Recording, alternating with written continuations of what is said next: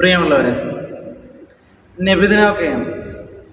നമ്മുടെ കുട്ടികൾ പരിപാടികൾ അവതരിപ്പിക്കുകയാണ്. സംഭാഷണ ശകലങ്ങൾ, പ്രസംഗങ്ങൾ, പാട്ടുകൾ, വ്യത്യസ്തങ്ങളായ പാട്ടുകൾ തിരഞ്ഞെടുക്കുകയാണ്.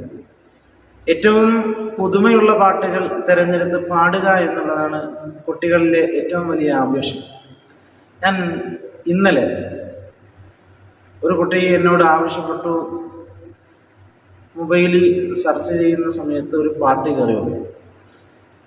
ആ പാട്ടിൻ്റെ വരികളും അതിൻ്റെ ഈണവും ശബ്ദവും ഒന്നും കുഴപ്പമില്ല, നമുക്ക് വലിയ ആകർഷണം ഉണ്ടാക്കുന്നതാണ്. പക്ഷേ ആ പാടുന്ന രീതിയും പാടുന്ന സ്വഭാവവും പാടുന്ന ആളുടെ വേഷവിധാനവും ഇസ്ലാമിന് ചേർന്നതല്ല, കുറ്റപ്പെടുത്തലുകളല്ല.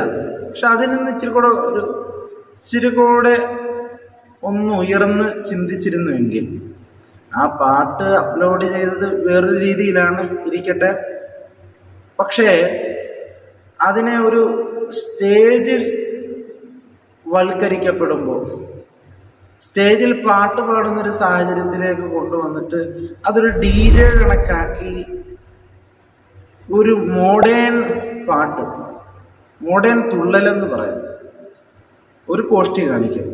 അതിൻ്റെ ആവശ്യം എന്താണ്?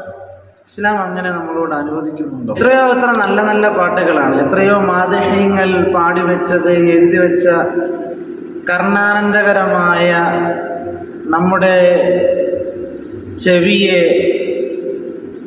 അതിൻ്റെ ആനന്ദത്തിൽ കൊണ്ടെത്തിക്കുന്ന എത്രയോ നല്ല പാട്ടുകൾ. അതായത് അതിൻ്റെ ഡെപ്തിലേക്ക് പോകുമ്പോൾ ബുറുദ്ദാഹിനെ കുറിച്ചാണെങ്കിലും അല്ലാതെയാണെങ്കിലും ഒക്കെ നമ്മൾ അതിൻ്റെ ഡെപ്തിലേക്ക് പോകുമ്പോൾ വല്ലാതെ നമുക്ക് നമ്മുടെ ഹൃദയത്തെ കൊള്ളും. അത് നമുക്ക് ഹൃദയത്തിൽ ഒരു സന്തോഷം നൽകുന്നു എന്നുള്ളത് യാഥാർത്ഥ്യമാണ്.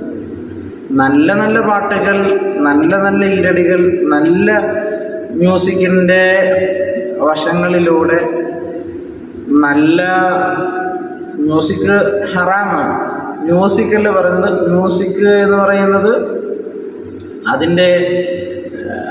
അതിൻ്റെ താളമാണ് ഉദ്ദേശിച്ചത്, അതിൻ്റെ ഈരടികളാണ് ഉദ്ദേശിച്ചത്. ആ രീതിയിൽ നമ്മുടെ കുട്ടികളെ കൊണ്ട് പാടിക്കാൻ കഴിയും. നുഷാദ് ബഖവിയെ പോലെ, അതുപോലെ നമ്മുടെ അബൂബക്കർ കമാലിയെ പോലെയുള്ള ഒരുപാട് നല്ല നല്ല എഴുത്തുകാർ നമ്മുടെ ഇന്ന് സോഷ്യൽ മീഡിയയിൽ അവർ എഴുതുന്നു, മറ്റുള്ളവരെ കൊണ്ട് പാടിക്കുന്നു, അങ്ങനെയൊക്കെ ചെയ്യുന്നു. നല്ല നല്ല പാട്ടുകൾ തിരഞ്ഞെടുത്ത് നമ്മുടെ കുട്ടികൾക്ക് അത് കൊടുക്കുക. പക്ഷെ തിരഞ്ഞെടുക്കുന്നതായ പാട്ടുകളിൽ വരുന്ന ചിത്രീകരണവും കൂടെ നമ്മൾ ശ്രദ്ധിക്കുക.